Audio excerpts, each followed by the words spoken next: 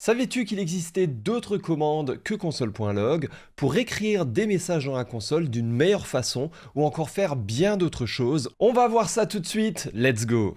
On va déjà voir ici console.time et console.timeend. Et ça, c'est vraiment des commandes qui sont utilisées pour mesurer le temps d'exécution de quelque chose. Donc regardez ici, on a un console.time section 1 et un console.timeend section 1.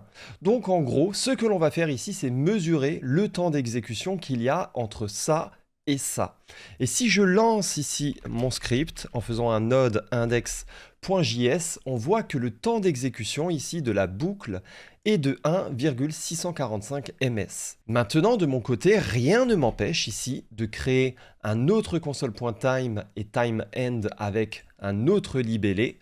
Et du coup, quand je vais exécuter ici vraiment ce script, j'aurai le temps d'exécution pour cette boucle et le temps d'exécution pour cette boucle. Et ensuite, par-dessus, rien ne m'empêche de mettre ici un console.time total time et aussi juste à la fin un console.timeend total time.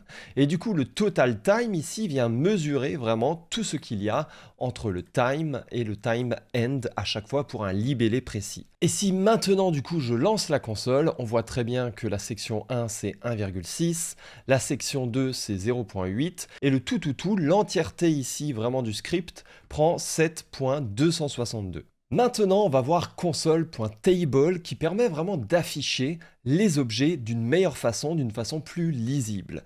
Donc prenons déjà cet exemple-là. Donc si je fais un console.log d'un tableau dans lequel il y a différents éléments et qu'ensuite je fais un console.table, regardez bien ici la différence. Donc le console.log va juste afficher ça, alors que le console.table m'affiche quand même les informations d'une meilleure façon. On voit l'index, on voit les valeurs, etc. Prenons à présent un exemple un peu plus complexe. J'ai du coup un tableau ici d'objets. Pour chaque objet, j'ai un name, j'ai un âge, ainsi qu'une ville, un city. Et puis je fais un console.log et un console.table de ce tableau d'objets. Donc cette fois-ci, ça va me donner ici le résultat suivant. On voit très bien que le console.log donne ça, alors que le console.table me donne quand même une meilleure représentation ici de l'objet. Donc je vous encourage fortement ici à utiliser console.table pour afficher un tableau d'objets ou un tableau. À présent, on va voir console.group qui permet de regrouper les messages dans la console. Donc pour cela, j'ai créé vraiment un fichier HTML ici, et puis j'ai un petit script. En fait, le principe ici, c'est qu'on verra mieux dans l'inspecteur d'un navigateur ce qui va s'afficher ici. Donc, on peut tout simplement faire des consoles.log, certes, mais on peut aussi venir grouper ensuite les consoles.log. Donc ici, je peux créer un nouveau groupe avec groupe collapsed, ok, groupe 1, et ensuite, je peux le terminer ici. Pareil ici, je peux créer un groupe collapsed et ensuite faire un groupe end pour venir le terminer. Mais qu'est-ce que ça va donner dans la console? Regardons ça directement. Donc ici, au niveau de ma console, j'ai désormais bien entendu le console.log ici, qui est présent là. J'ai ensuite un premier groupe collapsed ici, et c'est vraiment ça du coup. Et vous voyez, ça permet vraiment de regrouper les messages dans la console. Ensuite, j'ai le prochain groupe collapsed qui sera du coup présent là. Et enfin, j'ai le console.log à la fin. À savoir ensuite qu'il existe console.group et console.group, c'est tout simplement exactement la même chose. Cependant, par défaut, il n'est pas en fait replié.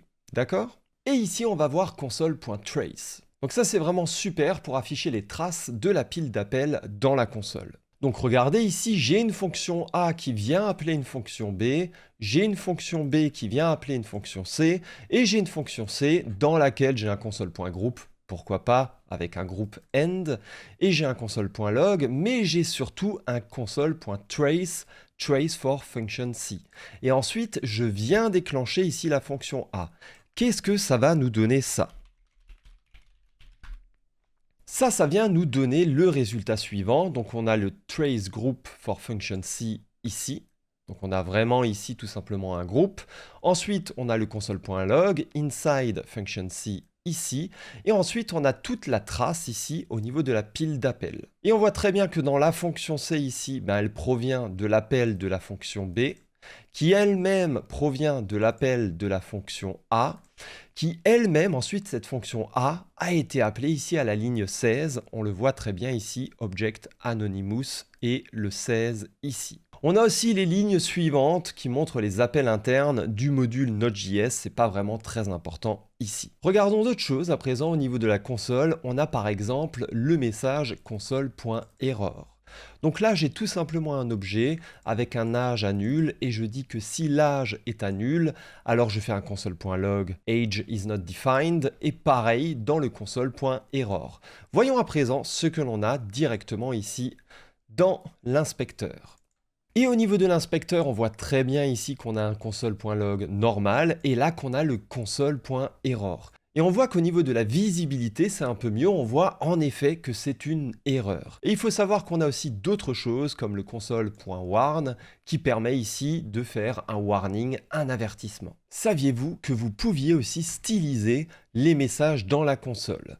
Donc ici par exemple, regardez, j'arrive à avoir un background en jaune avec un texte en vert. Comment est-ce que j'ai fait ça? Ici, tout simplement, je fais un console.log et avec le pattern C ici, je peux avoir un deuxième argument dans la console qui me permet de styliser le message. Je vois très bien que je dis que le message, le texte sera en vert et que le background ici sera en jaune. Le %C me permet du coup d'avoir accès à un deuxième paramètre dans la console qui me permet de styliser le message. Et on continue ici avec console.count qui permet d'afficher combien de fois cette ligne a été appelée. Donc ici, si je fais une boucle par exemple, donc une boucle toute basique ici, et qu'on va 30 fois dans la boucle, on verra très bien ici que ici, effectivement, cette ligne a été appelée 30 fois. Et on continue avec console.assert. Console.assert permet de vérifier ici que quelque chose est vrai. Et si quelque chose n'est pas vrai, alors ça va afficher quelque chose dans la console. Donc ici, j'ai une petite fonction isEven qui me permet de savoir si un chiffre est pair ou non. Donc ici, on va parcourir les nombres de 0 à 29. Et en fait, on va faire un console.assert. Si le nombre actuellement parcouru dans la boucle est pair, tant mieux. Mais sinon, on affichera un message du coup d'erreur. Et ici, on voit en effet que lorsque l'on parcourt un chiffre impair, on a bien ici un message quelque part d'erreur dans la console. Et on va terminer avec le meilleur pour la fin, console.dir, qui permet vraiment d'afficher une représentation hiérarchique d'un objet. Donc prenons cet exemple, on a tout simplement un div id est égal à myElement ici. Au niveau du script, je vais récupérer cet élément. D'accord, je vais récupérer tout ça en faisant un document.getElement by id, vous connaissez a priori, et je fais un console.log de cet élément et un console.dir de cet élément. Et regardons un peu ce qu'il se passe à ce niveau-là. Et ici, on voit très bien que le console.log fournit assez peu d'informations sur l'élément. En tout cas, on arrive ici bien à le récupérer. Mais en tout cas, si on fait un console.dir, on arrive à avoir beaucoup plus d'informations ici sur l'élément en question.